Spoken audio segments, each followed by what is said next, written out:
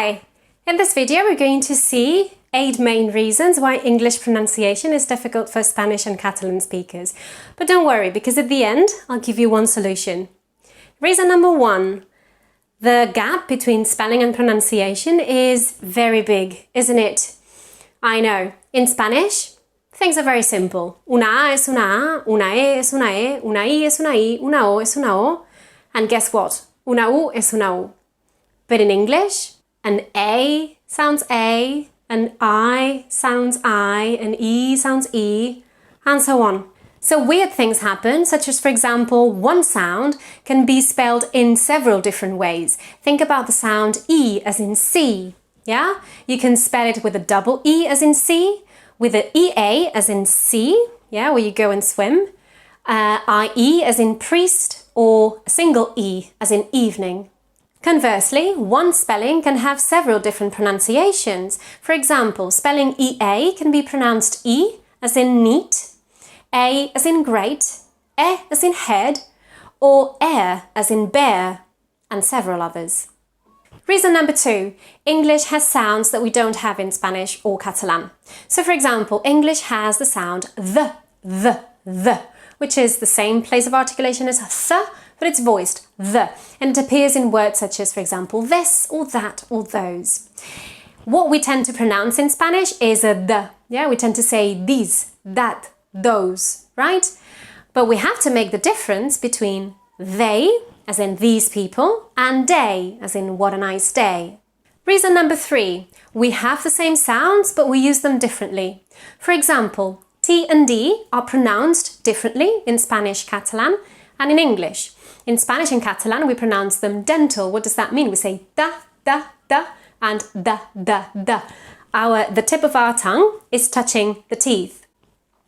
And we say things like tengo, for example. But in English, they're not dental. The tip of our tongue can't touch the teeth. They are alveolar, so they touch the part behind the teeth, which is called the alveolar ridge. So we say t and d. Notice the difference. Da, t, da, d. Do you hear the difference? So we have the same sounds, but we produce them in a different way. Similarly, the sounds P, T and K, we also have them in Spanish. We say petaca, right? But we use them differently. In English, they have to be aspirated. What does it mean? We have to produce extra air after the P. So we say pie and not pie, which is what we would say in Spanish. Or kite and not gite, which is what we would say in Spanish. Reason number 4, unfamiliar combinations of sounds. Sometimes it's not difficult for us to produce sounds independently, but when we put them together, this is when it becomes tricky. Words such as, for example, reached. We can say ch, we can say t, but we put these two sounds together at the end of reached, and this is a bit tricky. Or when we have words that begin with an S followed by a consonant in English. In Spanish we say escuela, España, we have a vowel before the S, but in English we can't say Spain or school. Yes, it's school, Spain. So that combination of consonants at the beginning of words is particularly tricky. Reason number 5, English spelling can't be trusted. There are many words that have silent letters. For example, the word talk. You can't say talk with an L. The L is silent. Or the word half, where the L is silent too. Or the word debt, where the B is silent. It's not debt, but debt. So that's why there are many words that we tend to pronounce in the wrong way. A very frequently mispronounced word is the word Cambridge, for example, which tends to be pronounced Cambridge, but it's Cambridge. Or the word focus tends to be pronounced focus, but it's focus. Reason number 6. Word stress is unexpected and it works differently. In Spanish, we have rules that predict where the stress is going to be in a word. But in English, there aren't such rules. And in Spanish and Catalan, we have a graphic mark that indicates if a syllable is stressed or if a vowel is stressed or not. But in English, there is no graphic mark. So it's quite arbitrary, or it's a bit chaotic, yeah, for us at least. Think about, there are many words that are similar, but have different stress patterns. For example, realizar, in English, it's realize with initial stress. And we tend to say realize, but it's realize. Complicado tends to be pronounced in English complicated, but it's complicated with a stress at the beginning, yeah? Complicated. Or the word nationalism in English tends to be pronounced nationalism because we have nacionalizar, right? But it's nationalism. So in English there are many words that are similar to Spanish because they have the same root, but have different stress patterns. But we tend to apply the Spanish patterns, and of course we're wrong. Reason number 7. Rhythm is very different and very important in English. Think about a sentence such as, for example, I'm going to the cinema.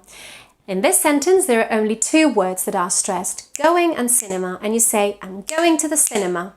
And the rest that is not stressed is unstressed and reduced, and you have to say it very quickly, yeah?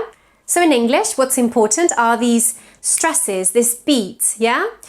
So in the following sequences, the time between eat and rise, the 2 stresses, should have the same duration, or approximately the same duration, regardless of the number of unstressed syllables that are put in the middle. For example, bear with me.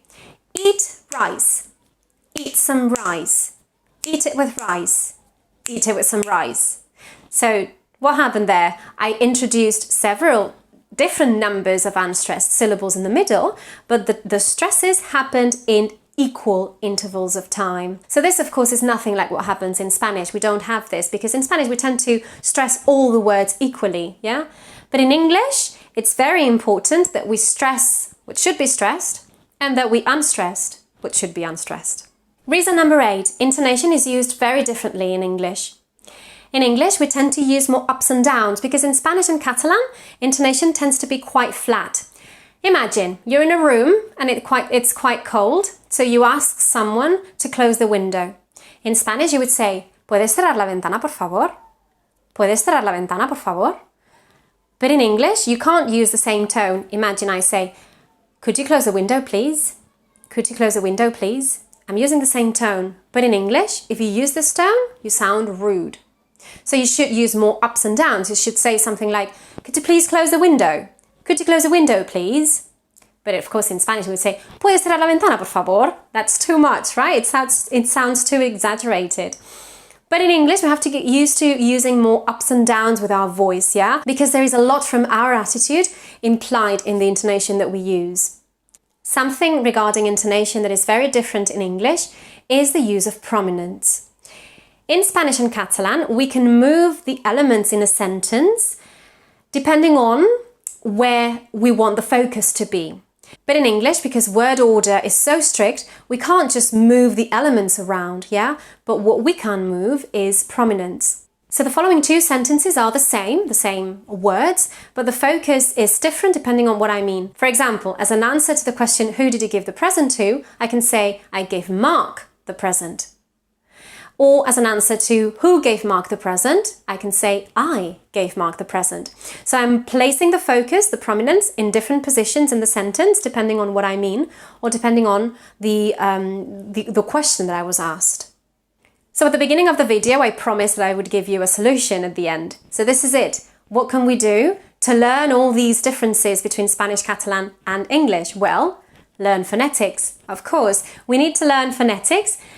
We need to learn all the rules that exist in English that are different or used differently in Spanish and Catalan so that we can master the pronunciation of English. And not only vowels and consonants, but also other features such as word stress, rhythm and intonation. We need to learn everything as regards English pronunciation so that we can achieve an intelligible pronunciation in English. So have a look at all the videos and online courses that are available on my website. I'm sure that they will help you a lot. So I'll see you soon.